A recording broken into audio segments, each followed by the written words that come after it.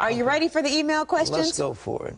We're going to jump right in with one from Rambo. He says, throughout the Bible, we see many figures who had several wives. When did it become one man, one woman?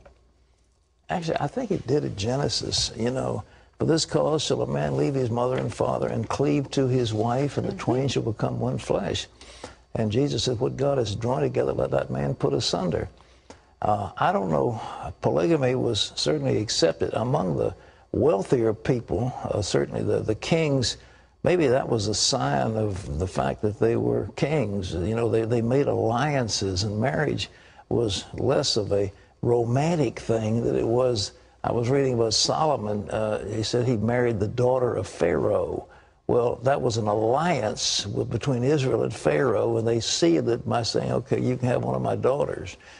So when did it become? I don't know exactly when, but it certainly wasn't in the early days. And you read Noah. Noah had a wife. He didn't have a lot of wives. Others didn't. But you sure do have in the Bible, as you go on, David the king had a number of wives and a number of children. So you have any thoughts of that?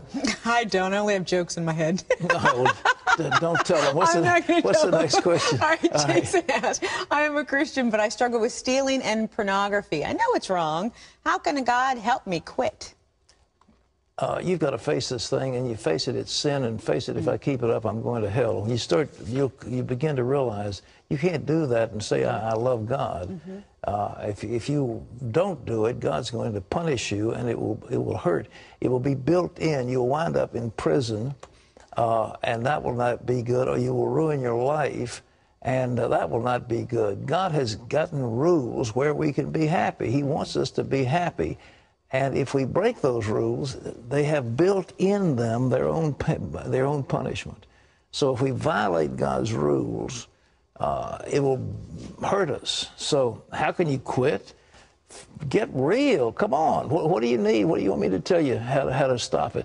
You're going to destroy yourself. Tell yourself that. I am going to ruin my life, and I've got to shape up. All right?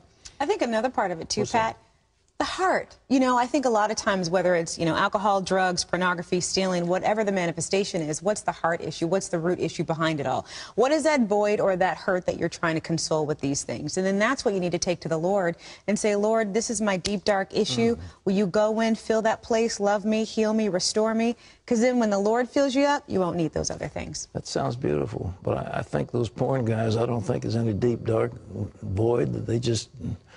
I think that stuff is a spirit, though. Well, it's a spirit. That stuff is a spirit. You can bind that stuff. I really do, Pat.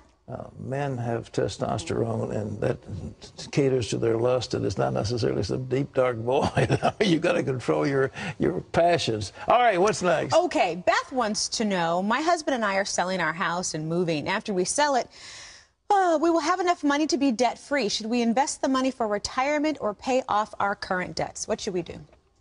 I think that house sounds like it was an investment. I'd pay your debts off. I really would. I think you'll feel better. You'll be more comfortable. And then any surpluses you could make wise investments with. But I think I'd pay it off. I don't know exactly what you've got. If you told me you had a 3% mortgage on a house and should you sell it, but you've already sold it. So having sold it, take the money and pay off your debts. All right. Speaking of which, I think we have another piggyback one on that one. Linda says, my husband and I are elderly. When our parents needed care, we moved closer to them, but we're now in debt. How can we be wise stewards with our money when we're facing bankruptcy? Ooh, that's a hard one.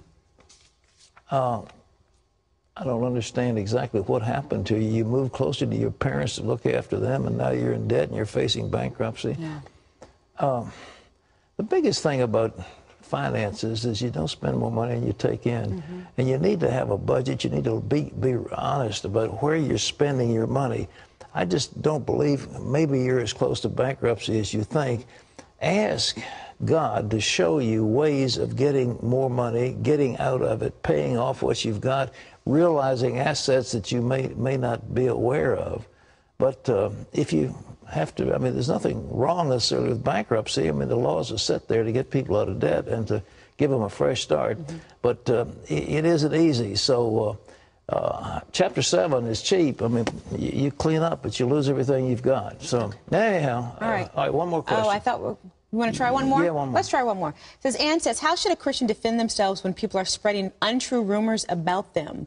Are we meant to be a doormat? Is it okay to be angry? No, yes. It's not. You said no, it's a yes. We're not supposed to be a doormat, No, and no, you shouldn't be angry. Oh. Vengeance is mine, I will repay, saith the Lord.